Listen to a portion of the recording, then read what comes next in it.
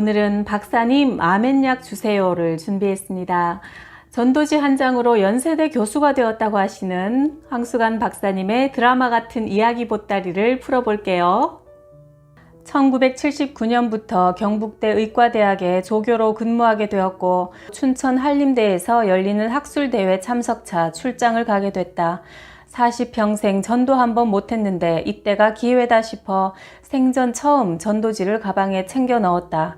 그런데 대회 기간 중에는 바쁜 일정 때문에 마음은 굴뚝 같아도 전도지를 꺼내 전도하는 게 불가능했다. 그런데 우리 주님은 가방에 가득 넣어간 전도지를 그대로 두지 않으셨다. 모든 일정을 마치고 춘천에서 서울행 무궁화호 기차를 타고 오던 중 저쪽 앞자리에 혼자 앉아 계시는 분이 보였다. 순간 전도해야겠다는 마음이 들었다. 나는 전도지가 든 가방을 들고 그분 옆자리로 가서 앉았다. 같이 학술대회에 참석했던 이화여대 하종식 교수님이었다. 그분과는 별로 친하지도 않았고 그저 간단히 인사만 나누는 정도였다. 서로 인사를 몇 마디 나눈 후 나는 가방에서 조심스럽게 전도지를 꺼냈다. 저는 교회에 다니는데 교수님께 기쁜 소식을 전해드리고 싶습니다. 순간 그분의 표정이 달라지기 시작하더니 유심히 나를 바라보는 게 아닌가. 막상 말은 꺼냈지만 속으로 얼마나 떨었는지 모른다. 그러나 이분이 복음을 거절하더라도 일단 전하자고 생각을 다잡아먹고 열심히 복음을 전했다. 아무 말 없이 한참 듣고 있던 그 교수님이 잠시 후 이런 말을 했다. 제가 사실 교회 집사입니다. 그런데 황 교수님을 보니 전도 한 번 못한 제가 주님 앞에 면목이 없습니다. 황 선생님을 하나님이 그냥 두시지 않을 겁니다. 순간 나는 당황했다. 생전 처음 전도를 시도한 사람이 하필 같은 크리스찬이라니. 속으로 오늘 전도는 실패다 싶어 기운이 쭉 빠졌다. 그분이 이어서 말했다. 저도 오랜 기간 교회에 다녔지만 이렇게 전도지를 가지고 전도할 생각을 해본 적이 단 한 번도 없었는데 황 선생님은 이렇게 해내고 있으니 정말 부끄럽습니다. 이 기차 안에서도 성실하게 주님의 일을 감당하고 계신 황 선생님을 보니 제가 회개가 됩니다 하며 오히려 나를 칭찬했다. 생전 처음 큰 용기를 내 전도지를 꺼냈다가 예상 밖의 일이 벌어지자 나는 쥐구멍이라도 있으면 들어가고 싶은 기분이었다. 춘천에서 서울까지 약 2시간을 서로 간증을 나누며 유익한 시간을 가졌다. 서울역에 내릴 때쯤 이 교수님이 갑자기 황 선생님 경북대학교 좋지요? 라고 묻길래 엉겹결에 예 좋습니다 라고 대답했다. 그러더니 느닷없이 황 선생님 연세대학교는 어때요? 하는 것이다. 그래서 훨씬 더 좋지요 라고 대답했더니 만약 서울에 오실 생각이 있으시다면 제가 황 선생님을 한번 추천해 보겠습니다 라는 말을 남기고 총총히 사라졌다. 그 말이 가슴에 남긴 했지만 크게 염두에 두지 않고 있었는데 어느 날 연락이 와서 연세대에 이력서를 넣어보라는 것이다. 순종하는 마음으로 이력서를 제출했더니 이게 웬일인가. 연세대에서 발령이 났으니 서울로 오라는 것이다. 믿기지 않는 일이었다. 최고의 명문대를 나오고 외국 유학을 다녀온 사람들도 들어가기 어려운 국내의 명문대학에 학력도 변변찮고 백도 없는 내가 채용되다니. 결국 전도지 한 장이 하나님의 추천장이 되어 연세대학교의 교수가 되는 축복을 받게 된 것이다. 마태복음 6장 33절 말씀이 떠올랐다. 너희는 먼저 그의 나라와 그의 의를 구하라. 그리하면 이 모든 것을 너희에게 더하시리라. 전도지 한 장이 이렇게 큰 축복이 될 줄 알았다면 그때 전도지 2장을 꺼낼 걸. 서울에서 살 곳이 마땅치 않아 이모님 댁 13평짜리 집에 방 한 칸을 얻어서 5 식구가 살게 되었다. 어려운 생활이었지만 내 마음에는 이전에 느껴보지 못한 기쁨과 평안이 넘쳤다. 세상에서 가진 것 아무것도 없어도 주님 한 분만 계시다면 만족했다. 동료 교수들이 황 교수 아파트가 몇 평이냐고 물으면 나는 늘 이렇게 대답했다. 50평 미만에 삽니다. 월급을 받으면 11조를 비롯해 각종 헌금을 정말 뿌듯하고 기쁜 마음으로 드렸다. 예전에는 헌금이 부담스러워 교회도 빼먹고 했던 내가 이제는 더 드리고 또 드리고 자꾸 드리고 싶어졌다. 어느 날 낯선 전화 한 통이 걸려왔다. 안녕하세요. 황수관 박사님이시죠? 네, 맞습니다. 저는 SBS PD입니다. 박사님을 금요베스트 10에 모시고 싶습니다. 아니, 저는 연예인도 유명인도 아닌데 왜 저를 부르시는 거죠? 제가 박사님의 건강 세미나 테이프를 우연히 듣다가 끝날 때까지 차에서 못 내렸습니다. 온 국민에게 유익한 프로가 될 것 같으니 나오셔서 20분만 해주세요. 기침 3번 하면 20분이 휙 지날 텐데요. 아유 참, 혼자 20분 말씀하시는 게 얼마나 긴지 한번 채워보세요. 그래? 한번 채워볼까? 하는 호기심으로 달려가 단숨에 30분을 쏘아댔다. NG 한 번 없었다. 방송석에 앉아있는 사람이나 진행하는 한선교 씨, 카메라맨들까지 재밌어하며 녹화를 끝내어 나는 안심하고 돌아왔는데 다시 방송국에서 전화가 왔다. 황 박사님, 방송국에 다시 출연해 주셔야 합니다. 방송부장의 들뜬 목소리를 듣는 순간 내가 뭘 잘못 말했나 생각하는데 특집을 만들라고 사장님께서 특명을 내리셨습니다. 빨리 스케줄을 잡아주세요. 박사님의 강연을 우리 사장님께서 보시고 부장님을 불러 금일봉까지 하사하시며 황 박사님을 다른 방송에 뺏기기 전에 시간을 빨리 잡으라고 명하셨어요. 아유, 저는 그만한 자리에 설 수 있는 명사가 아닙니다. 고맙지만 시간이 없어 사양하겠습니다. 아니, 황 박사님 안 나오시면 저희가 곤란해집니다. 밤 11시 이후도 바쁘십니까? 자야지요 한다는 게 그만 나도 모르게 가야지요 하는 말이 헛나와 버렸다. 정말 감사합니다. 나는 얼떨결에 방송을 하게 됐지만 간절히 기도하고 방송에 임했다. 하나님, 내 입술을 붙잡아 주소서. 주의 성령님께서 바람을 일으키시어 듣고 보는 모든 사람들이 감동을 받아 신바람 나는 삶이 되게 하옵소서. 아멘. 밤 11시에 방송을 시작했다. 평생 잊을 수 없는 1997년 2월 24일이었다. 여러분, 건강해야 신바람 납니다. 건강을 위해서는 다음 건강 10분을 잘 지키시기를 바랍니다. 첫째, 자연으로 돌아가야 합니다. 장수촌은 공기 맑고 물 좋고 병원 없는 곳이라고 합니다. 유럽에 장수촌이 있는데 지난 5년 사이에 딱 한 명밖에 죽지 않았답니다. 죽은 사람이 누구냐고 물어보니 의사 선생님이랍니다. 환자가 없어서 굶어 죽었대요. 둘째, 잘 먹어야 합니다. 아침은 일꾼처럼, 점심은 황제처럼, 저녁은 거지처럼 드시기 바랍니다. 과식하면 암이 잘 걸린대요. 암을 한자로 보면 입구자 3개 밑에 뇌산자가 있지요. 입이 3개가 되도록 산같이 먹으면 암이 잘 걸린다는 뜻이지요.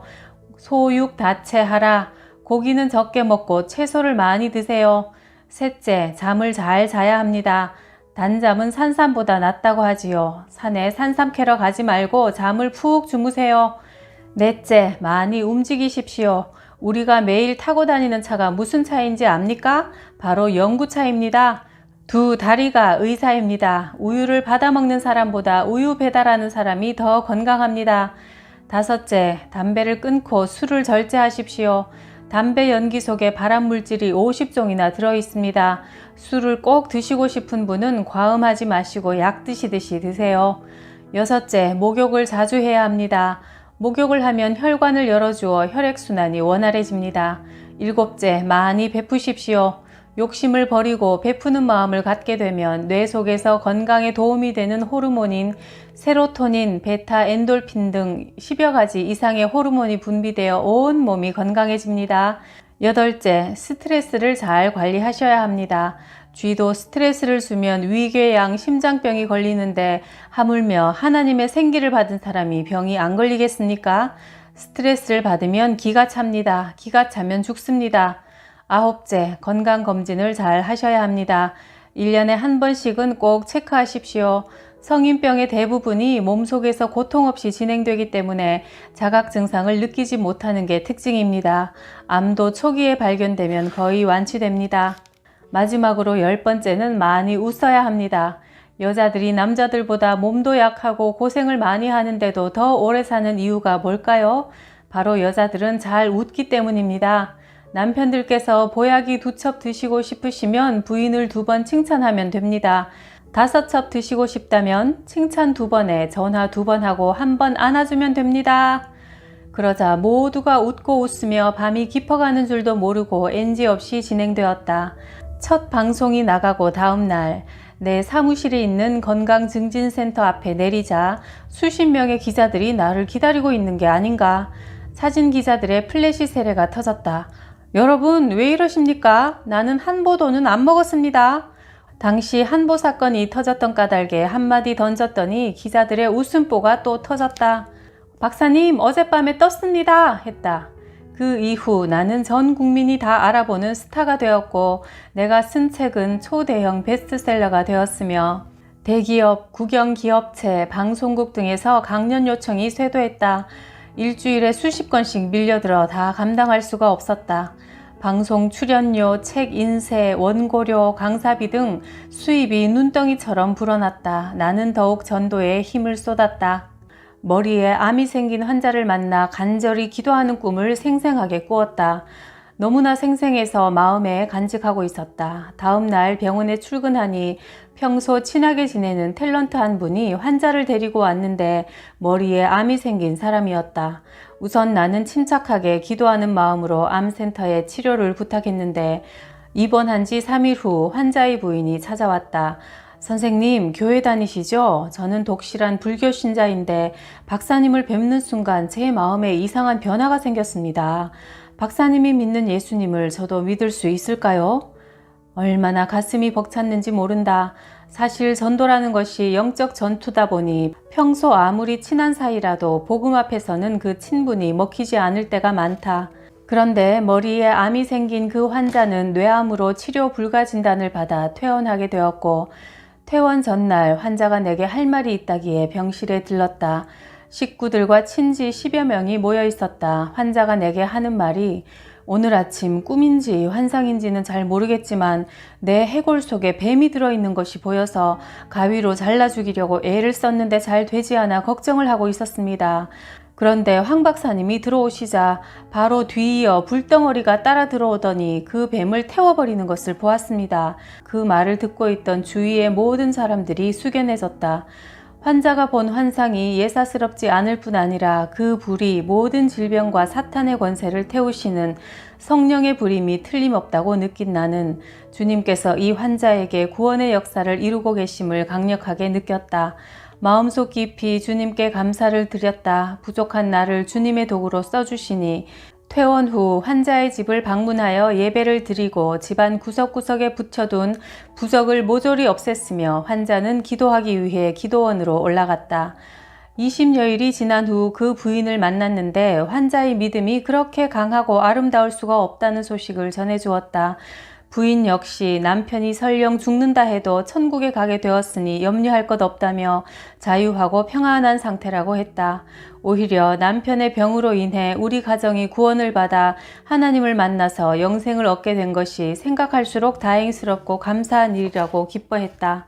그 후 부인은 새벽기도 한번 빠지지 않고 열심히 교회에 다녔고 나는 그 환자의 가정을 위해 중보기도를 계속했다. 그해 겨울 그 환자는 하늘나라 주님의 품속으로 돌아갔다. 소천하던 그날 그 교회 목사님이 기도 중에 그 성도님이 하늘나라에 영광스럽게 올라가는 것을 봤는데 바로 그 시각에 그가 돌아가셨다는 연락이 왔다고 한다. 그 가족 모두가 예수님을 구주로 영접하고 구원을 받고 부인은 집사 직분을 받는 열매를 맺었다.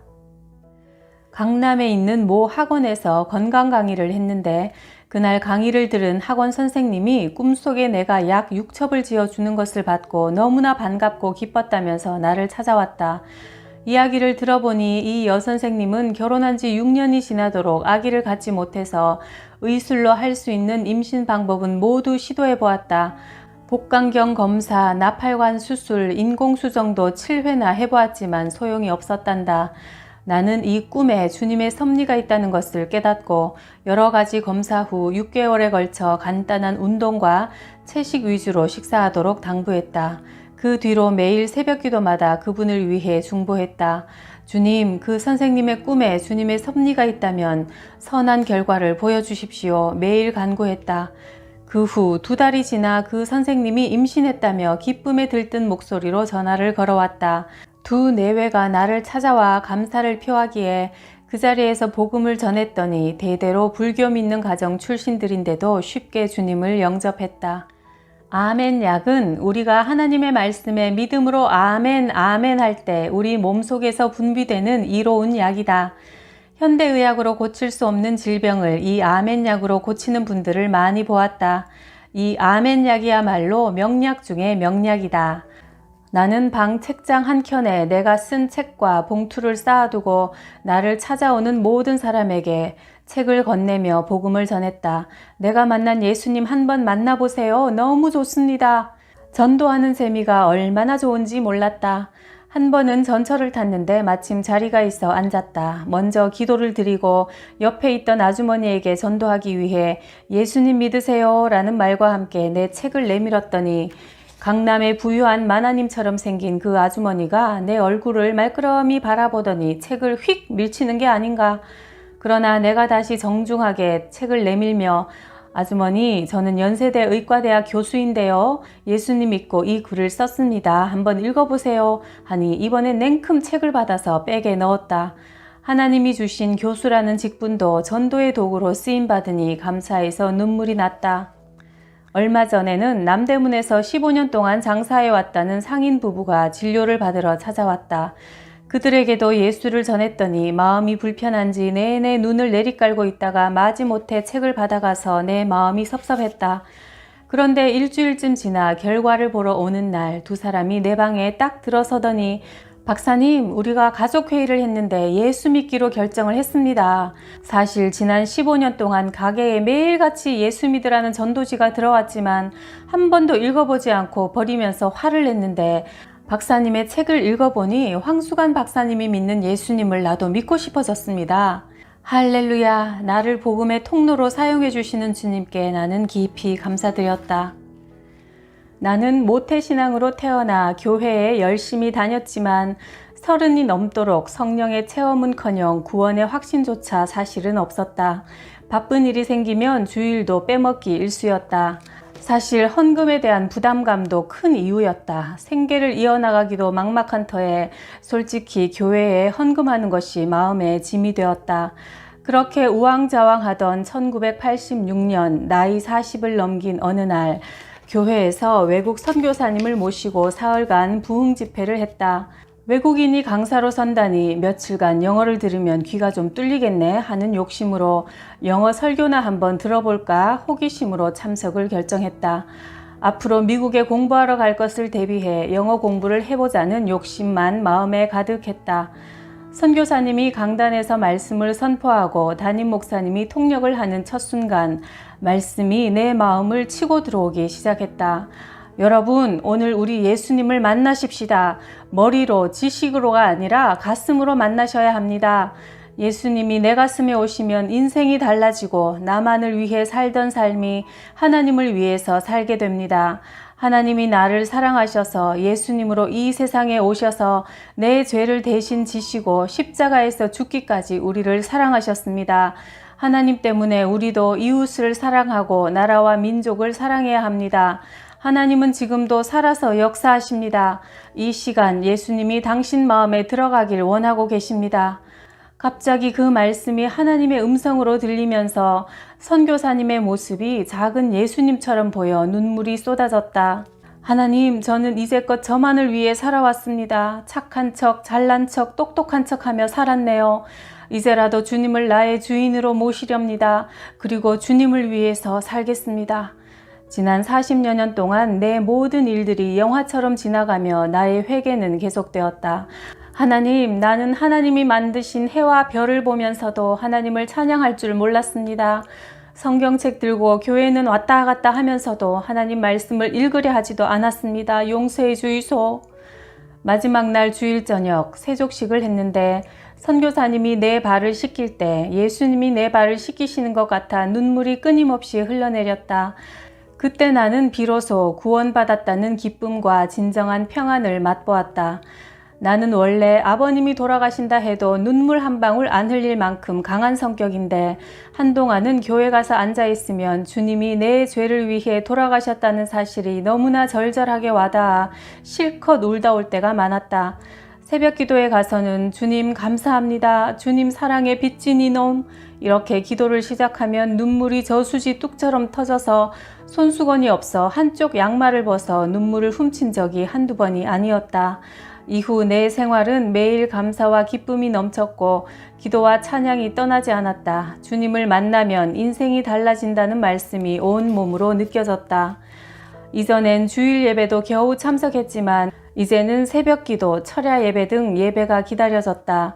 성경 말씀 한 절 한 절이 감동으로 다가왔고 이 기쁜 소식을 세상에 나가 전하고 싶은 마음이 간절해졌다. 나는 하나님 앞에 한 가지를 작정했다. 주님, 복음의 빚진 자, 저 황수관이가 오늘부터 전도 열심히 하겠습니다. 그 후 전도지를 가방에 수북히 넣고 다니면서 만나는 사람마다 전도하겠다는 각오를 품었다.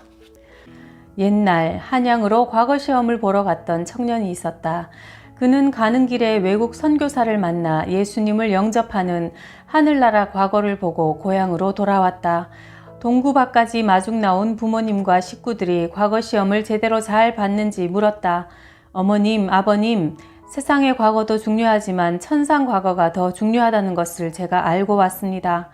천상 과거가 더 중요하다니 그게 무슨 소리냐? 얼마 후 청년의 집안은 발칵 뒤집혔다. 과거 시험 치라고 보냈더니 아들이 예수 귀신을 붙여왔다 해서 동네 소문이 흉흉해졌고 청년은 매도 많이 맞았다. 얼마 지나지 않아 청년은 벙어리가 되고 말았다. 집안이 다시 발칵 뒤집혔다. 그때부터 한약을 다린다, 무당을 부른다 하며 난리가 났다. 입만 떼면 무슨 소원이든 들어주겠다. 그래서 결국 몇 달이 지나서야 청년이 드디어 입을 열었다. 아버지, 어머니, 예수 믿으셔야 합니다. 벙어리가 된 것이 아니라 그동안 벙어리 흉내를 냈던 것이다.